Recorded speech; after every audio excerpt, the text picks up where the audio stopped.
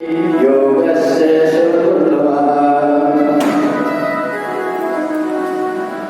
कथा की चौथे दिन की सभा में उपस्थित सज्जनों ने भी साचा वेद है, अंजन है सत्संग और ज्ञान सला का लगत ही कटत हो दिया भिन्न। ये जो भागवत की कथा है, इस कथा को बड़े समझदारी से ढंग से इसको और श्रोताओं को बताना पड़ता है, समझाना पड़ता है।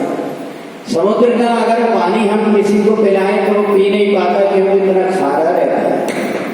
और ऐसे वेद शास्त्र में भी पढ़े जानो शास्त्र को वेदों में विद्वान आत्म ज्ञान जाना नहीं फिर कोरा पाक समान। आपने चम्मच देखा है, चम्मच को चाहे आप कढ़ी में डाल दो, चाहे दाल में डाल दो, चाहे खीर में डाल दो, चम्मच को ये पता ही नहीं, चम्मच को पता नहीं है कि ये मीठी होती है, खट्टी होती है, ये खारी होती है, ये उसको ज्ञान नहीं। और ऐसा ही हमारे साथ में भी कि हम कितने वेद शास्त्र पढ़ लें, परंतु जब तक कि हमारी अंदर की आंख नहीं खुली है परमात्मा को हम देख नहीं पाते। तुलसीदास जी के सामने भगवान राम और लक्ष्मण दोनों आकर के रोज तिलक लगवाते हैं, परंतु तुलसीदास जी नहीं पहचान पाए। और तुलसीदास जी को जब ज्ञान कराया हनुमान जी ने, तब जाकर के भगवान को पहचान पाए। तो इसलिए जो कथा है, कथा तो पढ़ते सब है। जैसे स्कूल में हम अपनी पुस्तकों का सिलेबस कर लेते हैं, ऐसे ही भागवत की कथा तो पढ़ लो, कथाओं को सुना दो, पर कथा का खुद को ही भाव और सार नहीं है पता, तो ऐसी कथा से कोई कल्याण नहीं होगा। ऐसी कथा तो रेडियो टेप चालू, परमात्मा की कथा ऐसे विचित्र ढंग से समझा करके बताना पड़ता है।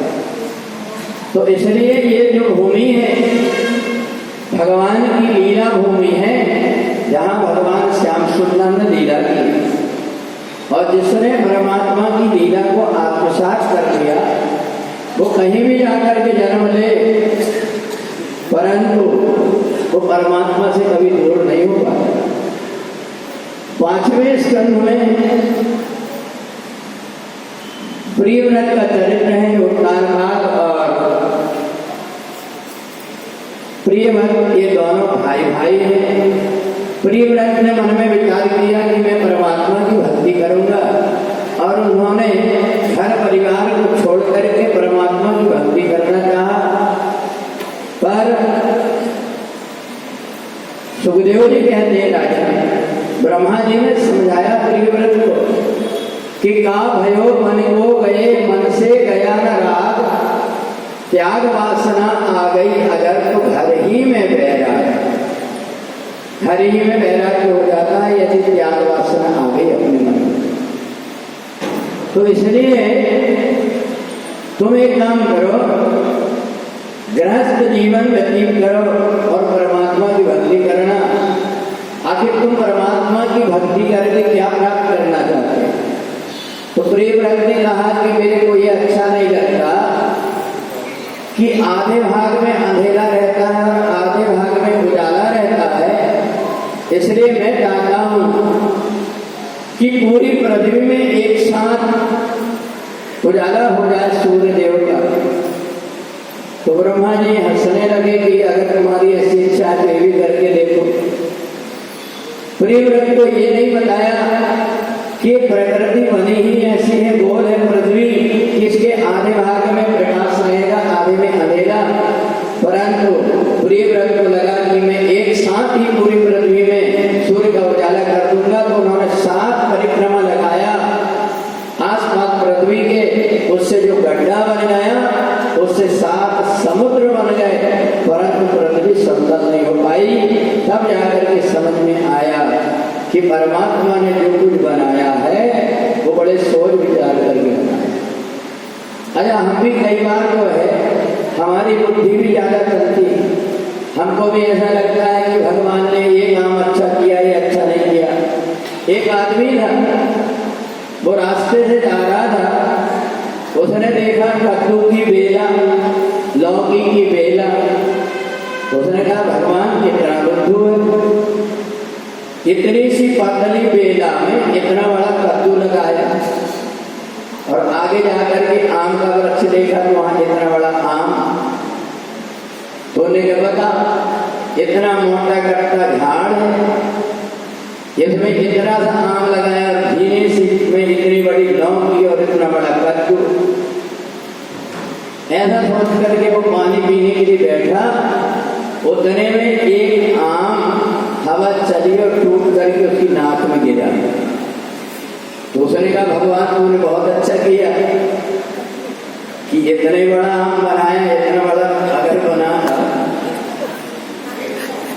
तो कई बार क्या होता है, हम भी अपनी बुद्धि ऐसी चलाते हैं कि हम सोचते हैं कि हम ब्रह्मा से भी बढ़ करके। एक आदमी अपने गुरुजी से बहस कर रहा था, बोले गुरुजी भगवान ने सब कुछ तो ठीक बनाया, परंतु ये जो कान है ये बाहर लटके रहते हैं, इनको जरूरत क्या बनाने की।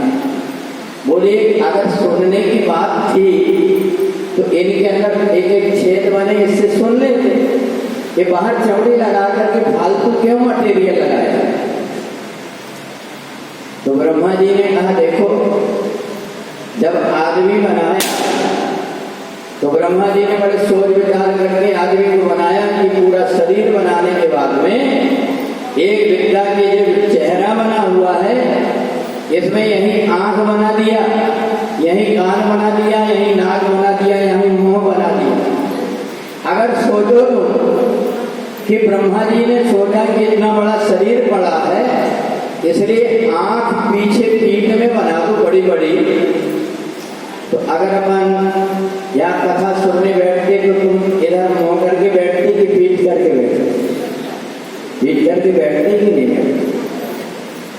दूसरी बात, जब हम भोजन करने के लिए बैठते हैं तो जब हम भोजन करने बैठते हैं तो जैसे कौन उठाते हैं, तुरंत नाक सूंघ करके बता देती है कि दोपहर की दाल थी, खराब हो गई है, ये खाने लायक नहीं है, और आदमी अलग कर देता है।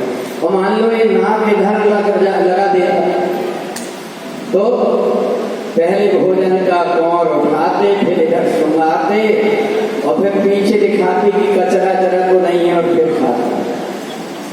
तो भगवान ने कितने सोच विचार करके शरीर बनाया, इतना सोच विचार करके। तो भाई ये तो सब ठीक है, परंतु ये कान की चमड़ी क्यों बनाया?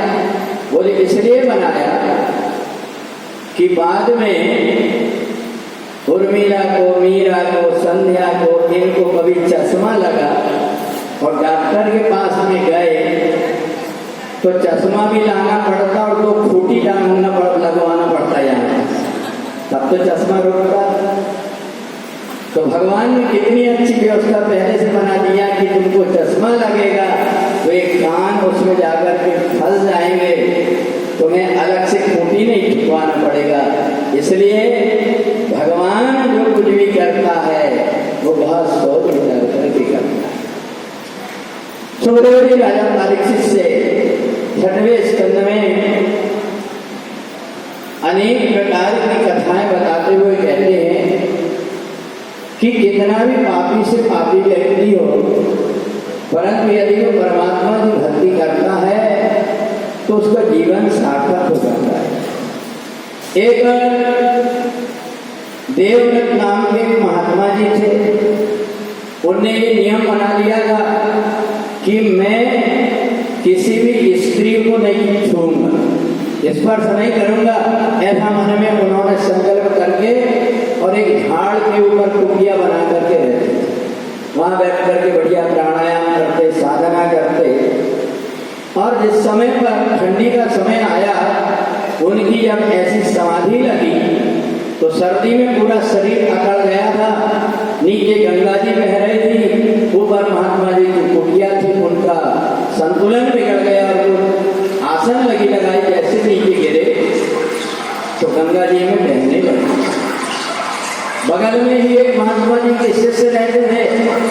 वहां एक शिष्या पानी लेने के लिए नदी में गई तो उन्होंने देखा कि ये महात्मा जी तो हमारे बगल में जो पेड़ बना हुआ उसके ऊपर कुटिया बना करके रहती है, ये नीचे कैसे गिर गए। उन्होंने खींच करके हाथ पकड़ करके बाहर लाई, देखी तो वो तो प्राणायाम का काम करके बैठे थे। जीव को अपने तालु के अंदर प्रवेश करा करके उनका तालु गर्म था और वहां से श्वास चल रही। समझ गई कि ये प्राणायाम की समाधि में बैठे हुए जीवित हैं। उसने तुरंत आग जलाया और आग जला करके महात्मा जी को, और जैसे थोड़ी आंच दिखाई तो उनकी आंख खुली, और जैसे आंख खुली उन्होंने देखा कि मेरे को तो किसी स्त्री ने छू दिया। महात्मा जी को बड़ा क्रोध आया, बोले दुष्ट, मेरा धर्म नष्ट कर दी तूने, जा मैं तेरे को श्राप देता हूं कि तू अगले जन्म में जाकर के वैश्या बनेगा। वो हाथ जोड़ करके कही, महाराज मैंने आपके प्राण को बचाई और तुमने मेरे को ये श्राप दे दिया वैश्या बनने का। अरे मूर्ख महात्मा, मैं भी तेरे को श्राप देती हूँ कि तू ऐसा व्यसनी बनेगा दूसरे जन्म में, और मैं ही तेरे उद्धार का कारण बनूंगी। और वो महात्मा दूसरे जन्म में अजामिल नाम का ब्राह्मण और वो वैश्या उसकी पत्नी बनी। इधर सुखदेव जी राजा परीक्षित से कहते, राजन धीरे धीरे समय व्यतीत होते गया, ये अजामिल को पहले जन्म की अपनी याद नहीं रही। ये तो शराब पीने लगा, मांस खाने लगा, अनेक प्रकार के व्यसन में पड़ गया। परंतु वो वैश्या बन गई थी, परंतु भगवान का भजन किया करती थी और हर समय अपने परिवार के लोगों को बिठाल करके और एक ही बात मन में विचारती थी कि मेरा उद्धार कैसे हो। मैं अपना तो उद्धार कर लूंगी, परंतु मैंने इसको श्राप दिया है, ये भी पता नहीं कितने जन्म तक नरक में जाएगा, इसलिए इसका भी उद्धार हो। तो उसके उद्धार के लिए और वो रात दिन प्रयत्न करती थी। एक बार उन्होंने देखा कि रास्ते से कुछ महात्मा लोग चले आ रहे, संतन के संग लाग